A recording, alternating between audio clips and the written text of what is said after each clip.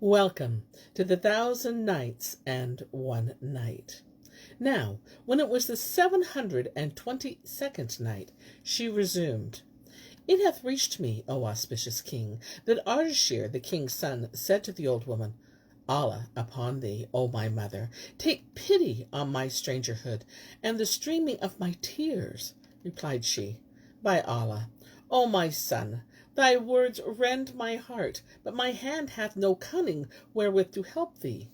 Quoth he, I beseech thee of thy favour, carry her a letter, and kiss her hands for me.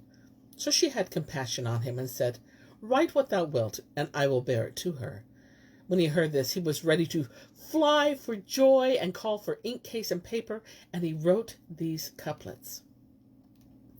O Hayat Al-Nufus, be generous and incline to one who lovingly thee for partings doomed to pine. I was in all delight and gladsomest of life, but now I am distraught with sufferings condign.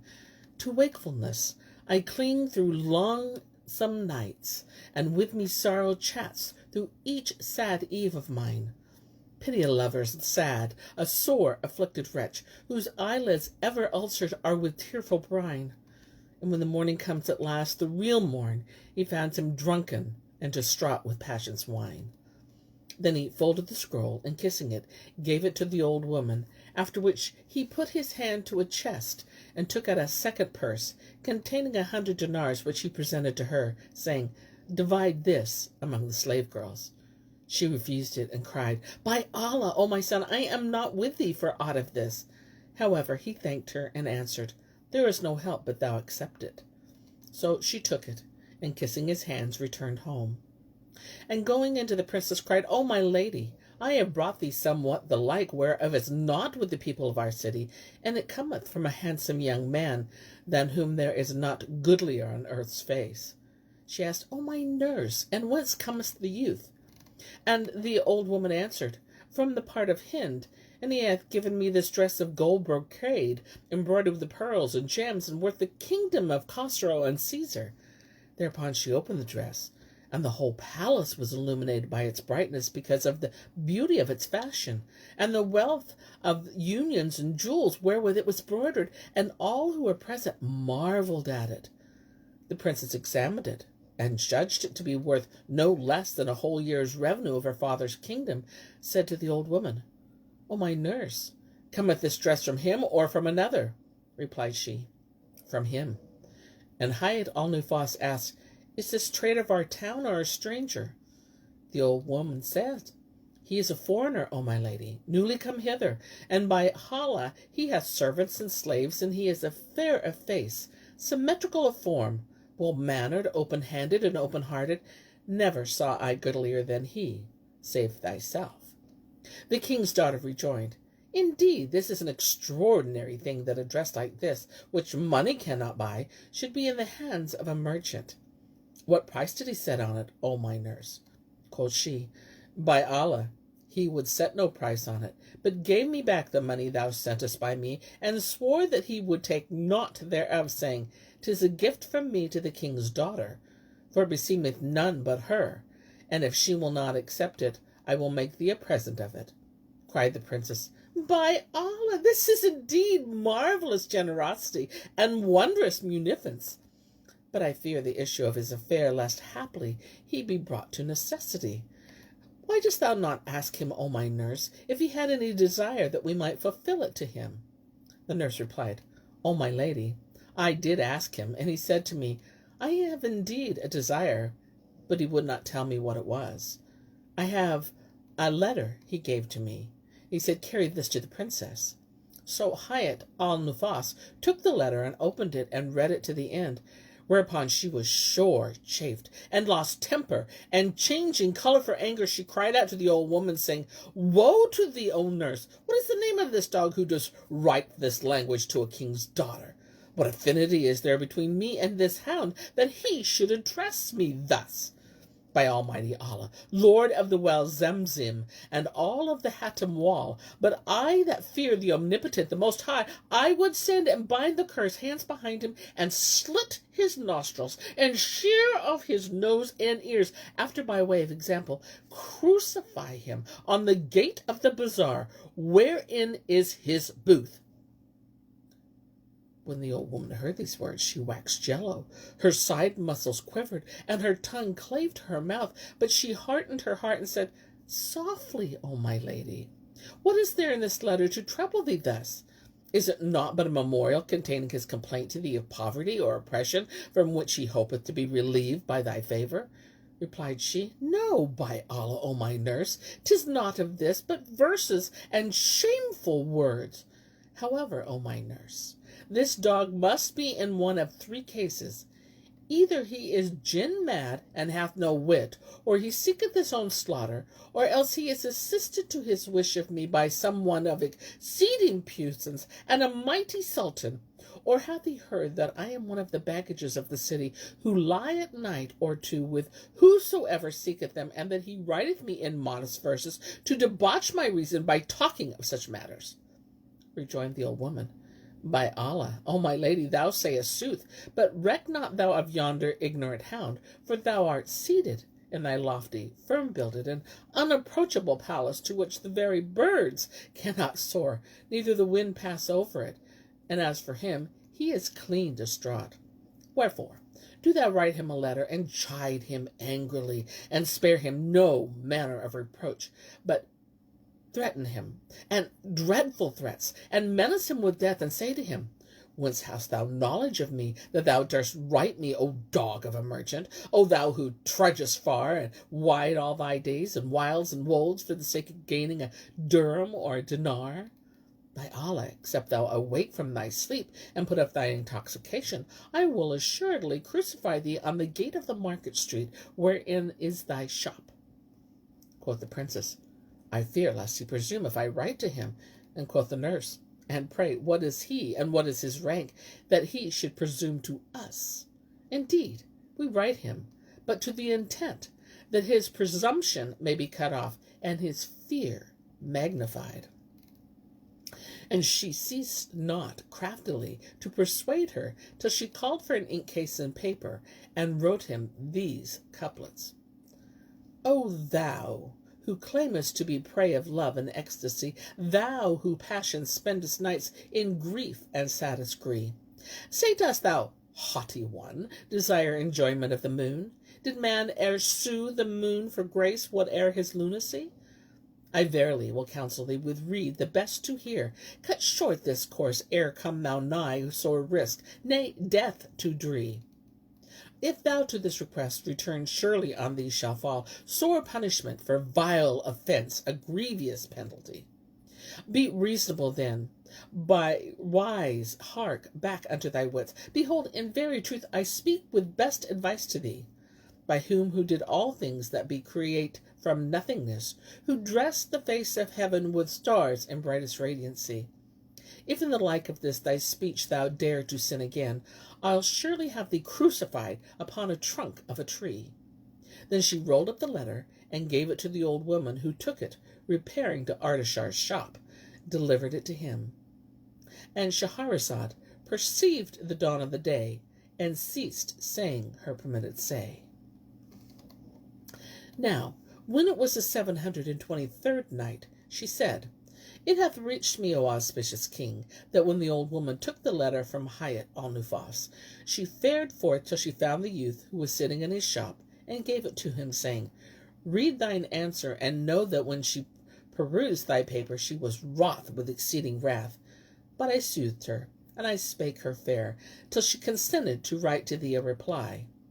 He took the letter joyfully, but when he had read it and understood its drift, he wept sore, whereat the old woman's heart ached, and she cried, O my son, Allah never caused thine eyes to weep, nor thy heart to mourn. What can be more gracious than that she should answer thy letter when thou hast done what thou didst? He replied, O my mother, what shall I do for a subtle device?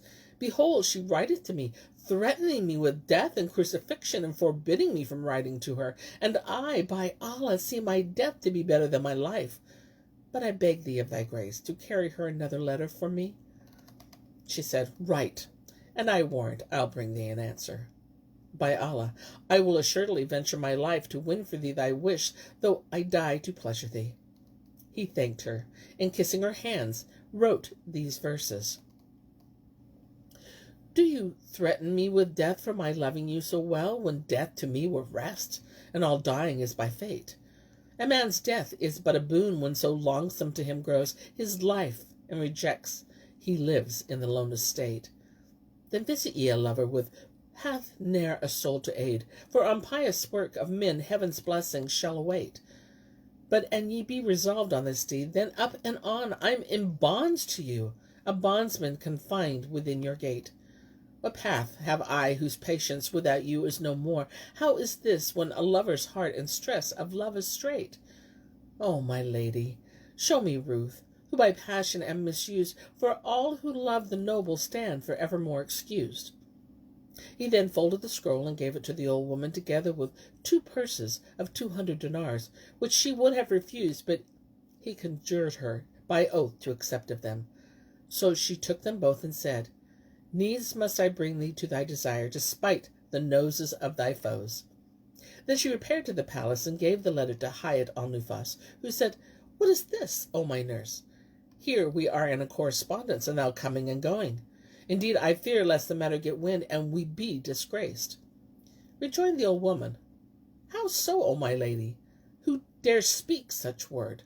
So she took the letter, and after reading and understand it, she smote hand on hand, saying, Verily, this is the calamity which is fallen upon us, and I know not whence this young man came to us.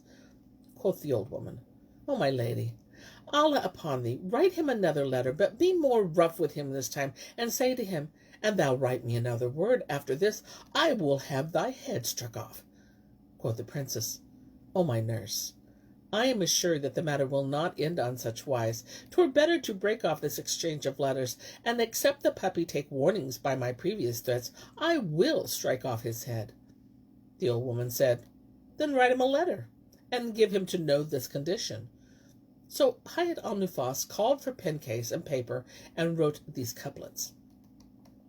Ho, thou heedless of time and his sore despite, ho, thou heart, whom hopes of my favours excite. Think, O prideful, I wast win for thyself the skies, wast attain to the moon shining clear and bright. I will burn thee with fire that shall never be quenched, or will slay thee with scimitar's sharpest bite. Leave it, friend, and scape the tormenting pains, such as turning hair parts from black to white. Take my warning, and fly from the road to love. Draw thee back from a course not seemingly nor right. Then she folded the scroll, and gave it to the old woman, who was puzzled and perplexed by the matter. She carried it to Ardashir, and the prince read the letter, and bowed his head to the earth, making as if he wrote with his finger, and speaking not a word. Quoth the old woman, How is it I see thee silent, stay, and not say thy say? And quoth he, O my mother, what shall I say, seeing that she doth not but threaten me, and redoubleth in hard-heartedness and aversion? Rejoined the nurse, Write her a letter of what thou wilt. I will protect thee, nor let thy heart be cast down, for needs must I bring you twain together. He thanked her for her kindness, and kissing her hands, wrote these couplets. A heart, by Allah, never soft to lover white, who sighs for union only with his friends his spite, who with tear-ulcered eyes evermore must bide when falleth upon earth's first darkness of the night. Be just, be generous, lend thy ruth, and deign great give alms to love molested lover, parted forced to flight.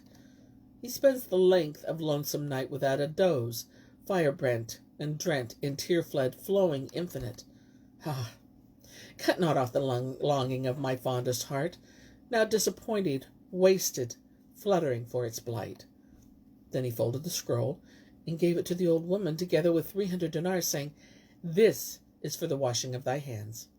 She thanked him, and kissed his hands, after which she returned to the palace and gave the letter to the princess, who took it and read it, and throwing it from her fingers, sprang to her feet.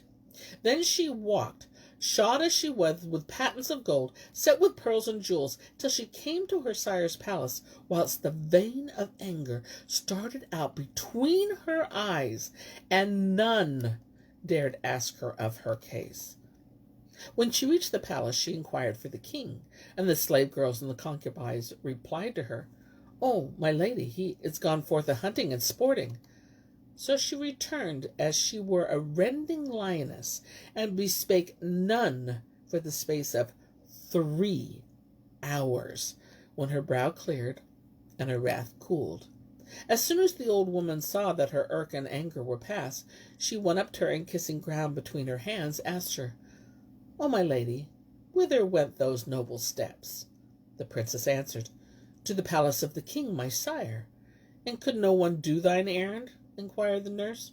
Replied the princess, "No, for I went to acquaint him of that which hath befallen me with yonder cur of a merchant, so he might lay hands on him and all merchants of Bizar, and crucify them over their shops, nor suffer a single foreign merchant to tarry in our town." Quoth the old woman, "And was this thine only reason, O my lady, for going to thy sire?" And quoth Hayat Al-Nufus, "Yes, but I found him absent a-hunting and sporting, and now I await his return." Cried the old woman, "I take refuge with Allah, the all-hearing and all-knowing. Praised be He. O my lady, thou art the most sensible of women, and how couldst thou think of telling the king these fond words, which it behoveth none to publish?" Asked the princess, "And why so?" And the nurse answered, "Suppose thou had found the king in his palace, and told him all these tales, and he had sent after the merchants, and commanded to hang them over their shops, the folk would have seen them hanging there, and asked the reason, and it would have been answered them, they sought to seduce the king's daughter?" And Shahrazad perceived the dawn of the day, and ceased to say her permitted say.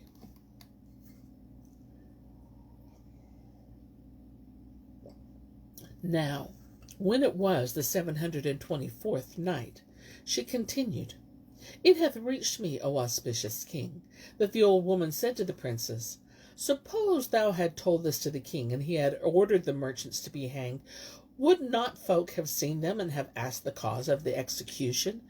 And when the answer would have been, They sought to seduce the king's daughter, then would they have dispersed divers reports concerning thee, some saying, She abode with them 10 days away from her palace, till they had taken their fill of her, and some others in other guise, for women's honor, O my lady, is like ordered milk, the least dust fouleth it, and like glass, which, if it be cracked, may not be mended. So beware of telling thy sire or any other of this matter, lest thy fair name be smirched, O mistress mine. For 'twill never profit thee to tell folk aught. No, never. Weigh what I say with thy keen wit, and if they find it not just, do whatsoever thou wilt." The princess pondered her words, and seeing them to be altogether profitable and right, said, "Thou speakest sooth, O my nurse, but anger hath blinded my judgment." Quoth the old woman, "Thy resolve to tell no one is pleasing to the Almighty, but something remaineth to be done. We must not let the shamelessness of yonder vile dog of merchant pass without notice. Write him a letter, and say to him, O vilest of traitors, but that I find the king my father absent, I had straightway commanded to hang thee and all thy neighbors. But thou shalt gain nothing by this, for I swear to thee, by Allah the Most High, that in return to the like of this talk, I will blot out the trace of thee from the face of the earth. And deal thou roughly with him in words, so shalt thou discourage him in his attempt, and arouse him from his heedlessness." "And will these words cause him to abstain from his offending?" asked the princess. And the old woman answered, "How should he not abstain? Besides, I will talk with him, and tell him what hath passed." So the princess called for ink case and paper, and wrote these couplets. "To win our favour still thy hopes are bent, and still to win thy will art confident. Naught save his prideful aim shall slay a man, and he by his shall die of his intent. Thou art no lord of might, no chief of men, nabob or prince or Sodom heaven sent. And were this deed of one who is our peer, he had returned with his hair for fear white sprint. Yet will I deign once more excuse thy sin, so from this time thou prove thee penitent. Then she gave the missive to the old woman, saying, O my nurse, do thou admonish this puppy, lest I be forced to cut off his head, and sin on his account. Replied the old woman, By Allah, O my lady, I will not leave him aside to turn on. Then she returned to the youth, and when salams had been exchanged, she gave him the letter. He read it, and he shook his head, saying, Verily, we are Allah's, and unto him shall we return, adding, O my mother, what shall I do? My fortitude faileth me, and my patience paleth upon me. She replied, O my son, be long-suffering. Peradventure after this Allah shall bring somewhat to pass. Write that which is in thy mind, and I will fetch thee an answer, and be of good cheer, and keep thine eyes cool and clear, for needs must I bring about union between thee and her. Inshallah. He blessed her, and wrote to the princess a note containing these couplets.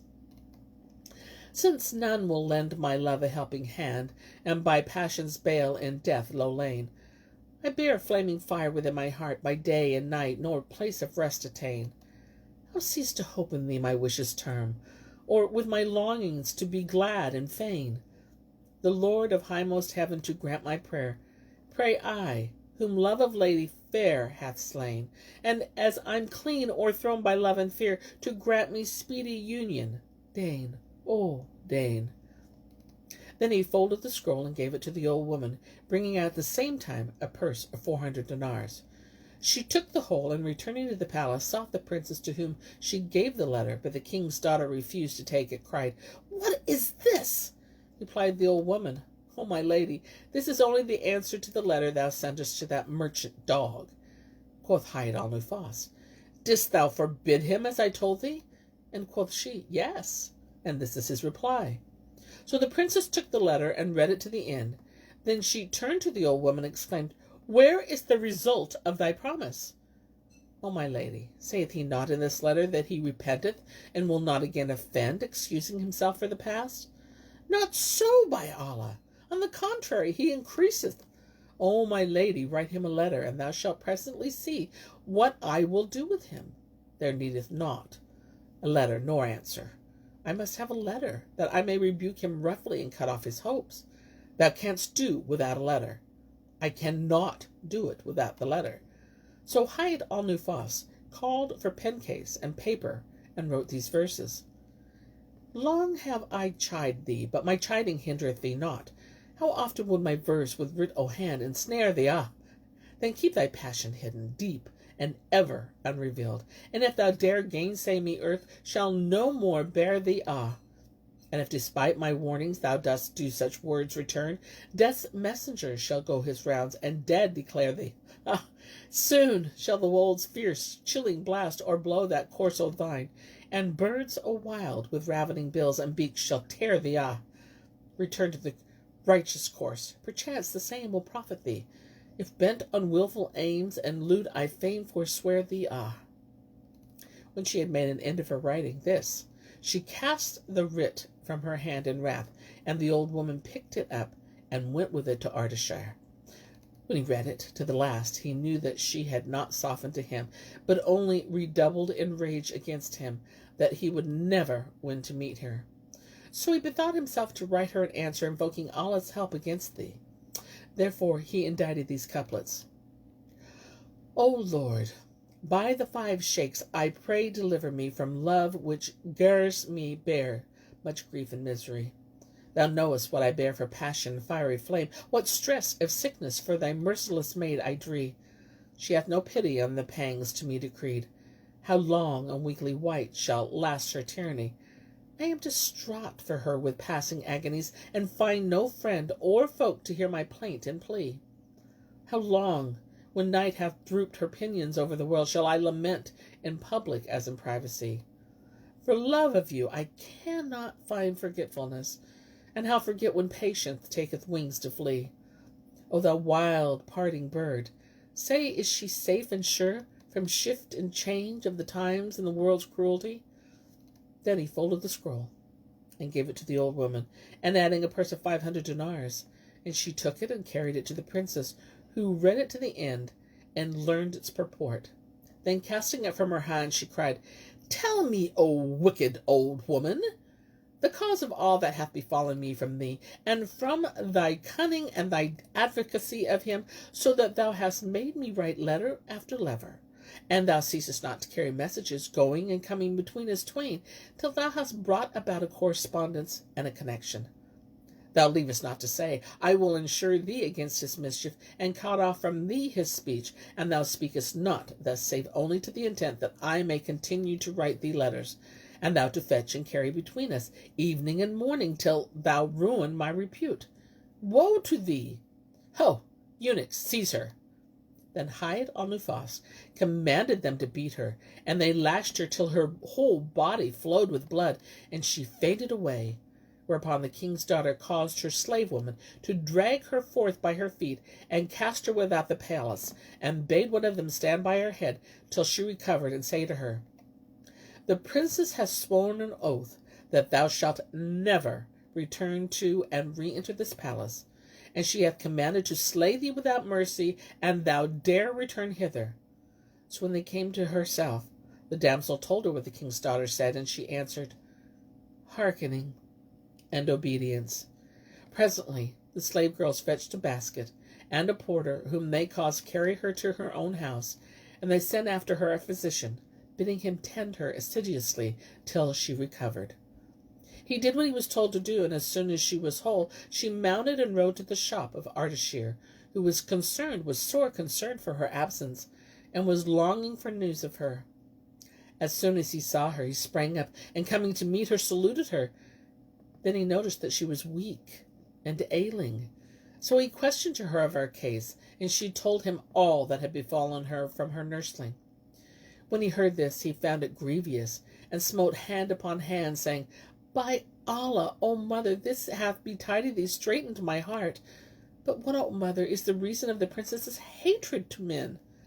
Replied the old woman, Thou must know, O my son, that she hath a beautiful garden, more than there is not goodness on earth's face. And it chanced that she lay there one night, in the joyance of sleep, and she dreamed a dream, and 'twas this, that she went down into the garden, where she saw a fowler set up his net, and strew corn thereabout, after which he withdrew and sat down afar off to await what game should fall into it. Ere an hour had passed, the birds flocked to pick up the corn, and the male pigeon fell into the net and struggled in it, whereat all the others took fright and fled from him. His mate was amongst them, but she returned to him after the shortest delay, and coming up to the net, sought out the mesh wherein his foot was entangled, and ceased not to peck at it with her bill, till she severed it, and released her husband, with whom she flew away. All this while the fowler sat dozing, and when he awoke, he looked at the net, and found it spoilt. So he mended it, and strewed fresh grain, and then withdrew to a distance, and sat down to watch it again. The bird soon returned, and began to pick up the corn, and among the rest a pair of pigeons. Presently the she-pigeon fell into the net, and struggled to get free, whereupon all the other birds flew away, and her mate, whom she had saved, fled with the rest, and did not return to her. Meantime, sleep had again overcome the fowler, and when he awoke after long slumbering, he saw the she-pigeon caught in the net. So he went up to her, and freeing her feet from the mesh, cut her throat.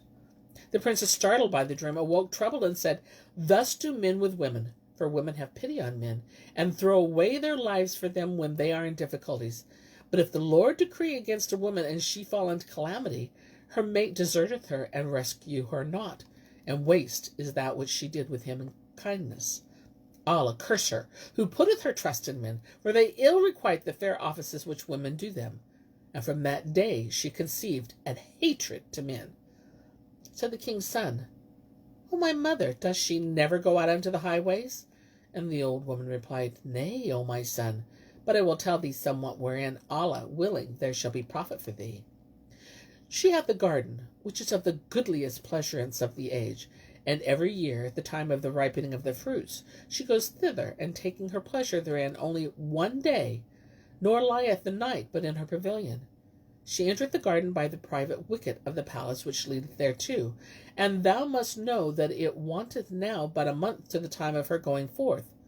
So take my advice, and make acquaintance with him, and gain his good graces, the keeper of the garden, for he admitteth not one of all his creatures into the garth, because of its communication with the princess's palace. I will let thee know 2 days beforehand of the day fixing for her coming forth, when do thou repair to the garden, and as of wont, make shift to night there, when the king's daughter cometh by, hidden in some place or another. And Shahrazad perceived the dawn of the day, and ceased to say her permitted say. And so do I cease my telling of this tale for today, till it be morrow.